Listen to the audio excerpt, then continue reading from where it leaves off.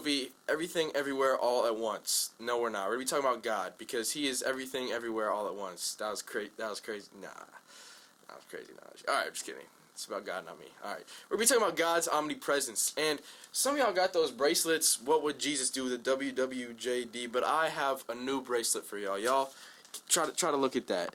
Right there. It's what would you do if Jesus was standing next to you? Or an even better one is, what would you do? Alright, that's too hard to explain. It's going to be, what would you do now that Jesus is standing next to you and all around you? So, the fact that God is omnipresent is not, it should be an encouraging thing, but also a convicting thing, because God's omnipotence, God's omnipotence, and God's omniscience should also be comforting and convicting. And there are three aspects of this character of God, and they're both convicting and comforting, and omnipresence is of the same manner. That was some really studious words. Man, that's not what I meant to sound like. But what we're talking about now is a verse, we're be talking about Psalm 139, verse 3. You search on my path and my lying down, and are acquainted with all of my ways. So if you ever get in the mindset that, I think I'm walking in this situation, but I'm pretty sure God's not here right now, so I'm going to be fine. And, maybe I'm not going to be fine because God isn't with me, Maybe you want Him to be with you in some times, but you don't want Him to be with you in other times. But the fact is, none of that's going to work. That idea that God is not with you in this area because, I told Him to leave, so sure He'll leave. Or He's not in you with this area because, I'm going into a party or something, and I don't think He's going to be there because God doesn't dwell at parties, right? That's not true. I hate to break it to you. Actually, I love to break it to you because God is with you in every situation, and this is comforting because when we are looking to God and praying to God, He is there, and He encourages us to be alone and be quiet with ourselves and pray to Him because God is omnipresent. And we can look forward to that interaction with Him because now we have interactions with Him personally because of Jesus Christ's death on the cross.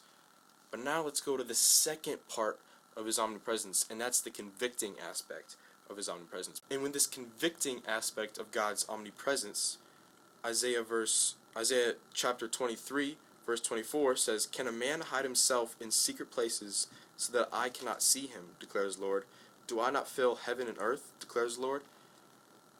And what I understand now after reading the Bible, discerning it, reading it, studying it, so many things, just when I've been surrounding myself with the Word, I've learned that we do not understand the weight of our sin. And that's just because of our human flesh. We can't understand the weight of our sin. But Christ understands the weight of our sin because His death and resurrection, His death on the cross, the wrath of God, He bore it.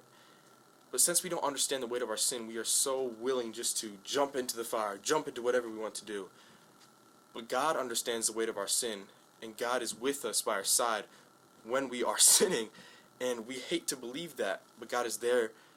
And so, whenever you're in the situation that you think, I'm not sure if I can do it, it's similar to, should I say a word that I don't know what it means? Most of the time, no, because it's probably not going to be something nice or probably not going to be something holy that you should probably say.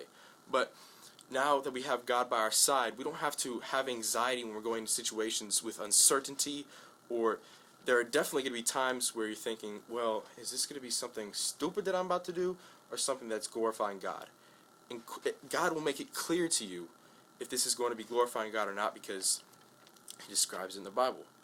So with these comforting, convicting aspects of God's omnipresence, be encouraged because you are comforted in your weaknesses because God is strong when we are weak, and we are convicted in times of trouble when we may be walking into trouble, uncertainty, or we just sinned.